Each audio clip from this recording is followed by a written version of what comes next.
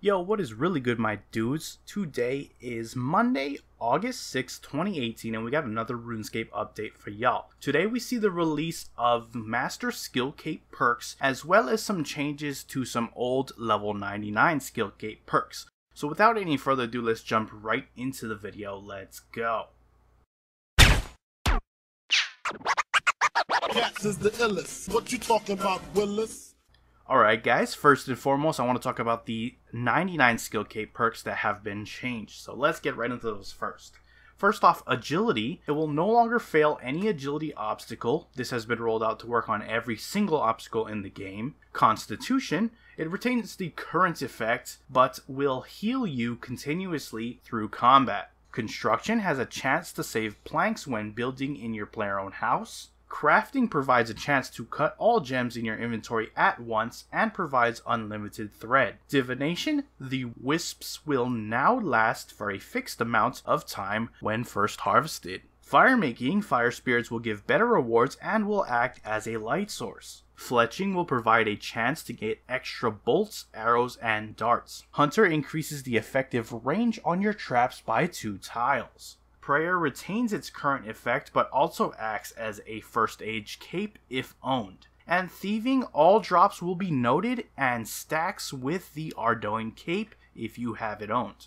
And that is it for the changes to the current 99 capes. Let's talk about the new Master Skillcape perks. These work in addition to their 99 counterparts. Invention, give an increased chance of receiving uncommon and rare components when disassembling. Dungeoneering has a chance to choose which boss you face, increased chance of lore drops inside Demonheim and Elite Dungeons, and the ability to wear your cape inside Demonheim. Slayer, it gives a chance to choose your task from a Slayer Master each time you receive a new one. And the Master Quest cape brings a range of lore-related teleports into a single item, allowing you to teleport to the Legends Guild, the World Gates, Varrock Museum, the Empty Throne Room, and several more. Not only that, there were several different improvements to Skillcape perks in general. The Expert Capes can now store 2 perks of each category. So for example, if you have the Support Cape, you can add the Dungeoneering Cape and the Slayer Cape to it, and have one single cape with a bunch of different tellies.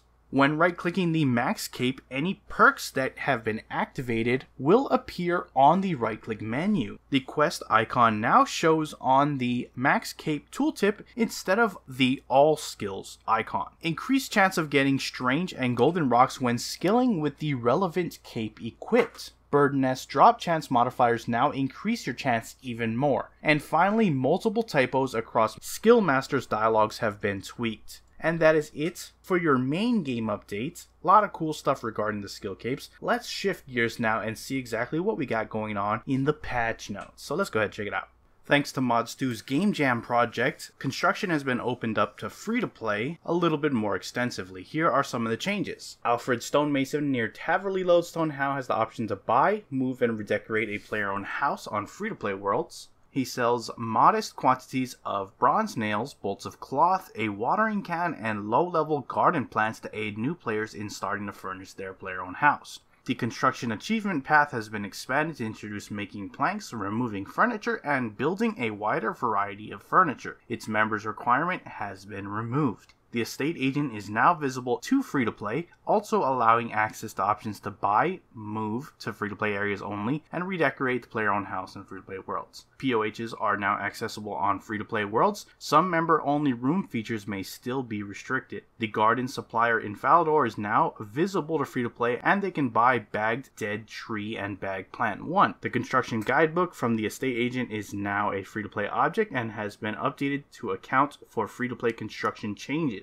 The Sawmill Operator Shop, including the operator in Taverley, are now free-to-play. Free-to-play can now read free-to-play books in the POH bookcase for which they have met the requirements. Free-to-play can now sit in chairs and light the fireplace in their parlor. They can now cook in the fire pit in their kitchen, and they can use a cat or kitten on the cat blankets in the kitchen to make them rest. The following are now free-to-play in this construction skill guide: basic wood house style, daytime house lighting, rough grass ground style, garden, parlor, kitchen, clay fireplace, fire pit, crude wooden chair. The following challenges are now available to free to play: crude wooden chairs and wooden bookcases. The menus for moving and redecorating a house have been rewritten. Fixed an issue where the option to build plants in the POH was illuminated when the player didn't meet the construction requirement. And the following features on player-owned houses are now disabled on free-to-play worlds to accommodate lapsed free-to-play and house visits: spawning and storing of member pets in menagerie, pet feeder, withdrawing member equipment in the costume rooms, study lectern, offering and burning incense at chapel altars, aquarium and dungeon access, scrying pool and portals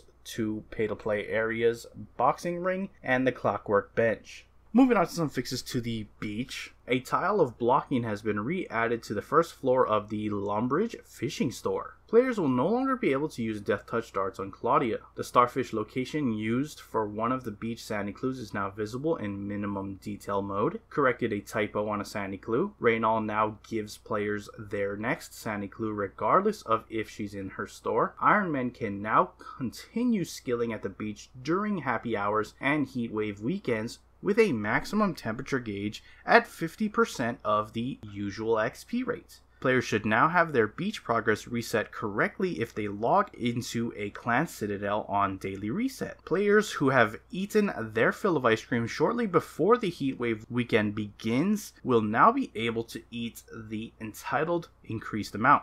Some Solak changes. Ancient Elf Ritual Shards can now be traded and purchased on the GE. You can now teleport out of the Solak fight as soon as it's over. Reduce the amount of blood drained from Solak on phase 2 and remove the double damage when Solak pins a player. Torn Grimoire pages have been added to Solak's item log. Moving on, we got some changes to clans. The clan muting broadcast can now be rank toggled via broadcast settings. The clan avatars for members and clan avatars for avatar wardens books are no longer available from the player-owned house bookcase. A chance to fire a double clan capping message has been fixed on the cooking skill plot. Giving a clan member a clan cloak or clan vexillium will now check if they are still within a reasonable range before giving one. Clan broadcasts will now be sent to the clan chat box. Clan guest broadcasts will now be sent to the clan guest chat box. When setting a clan login message, an additional broadcast will go out to all online clan members at the time, telling them what the message says. If you are a deputy owner, you can now check what your current login message says by clicking on Set Login Clan Message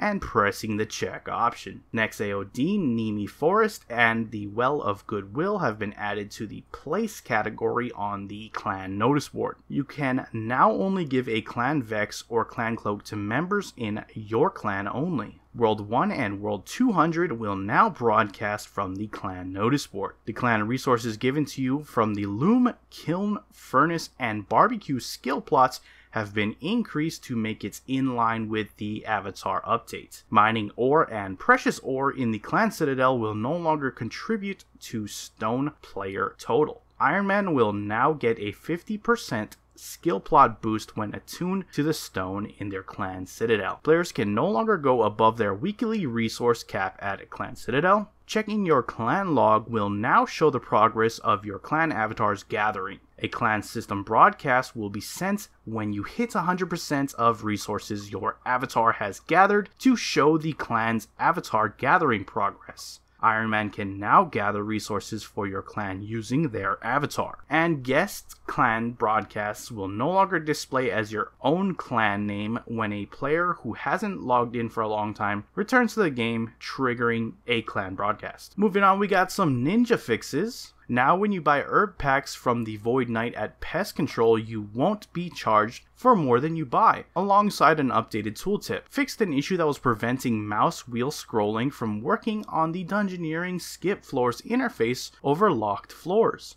Buttons on the backpack interface will display and work as intended when interacting with them in the hero interface. Players are now able to filter between free and members content for each skill within the skill guide. One Castle Wars game is no longer required to view the chat option on Lanthus to obtain the How Many Games achievements. The Dungeoneering Tightrope no longer rotates whilst attempting to walk across it. Quick prayer preset tooltips from the action bar will now display prayers selected for that preset within the tooltip.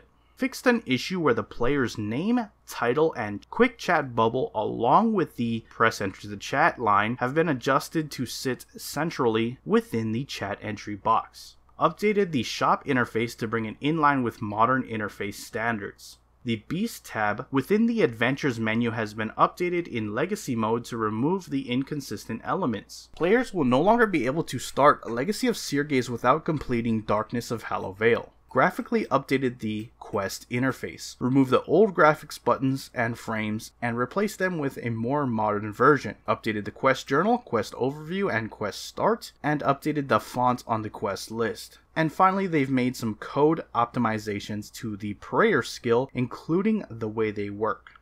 And that is it for your patch notes. Links to the patch notes as well as the main game update will be down in the description below. If you want to go check those out for yourself in its entirety, go head on over there to do so. And with that, I'm going to wrap up the video there. If you enjoyed it, hit that like button. If you're not subscribed yet and you want to stay up to date on all things RuneScape related, then hit that subscribe button. Anyways, I appreciate you watching. I am out. Peace.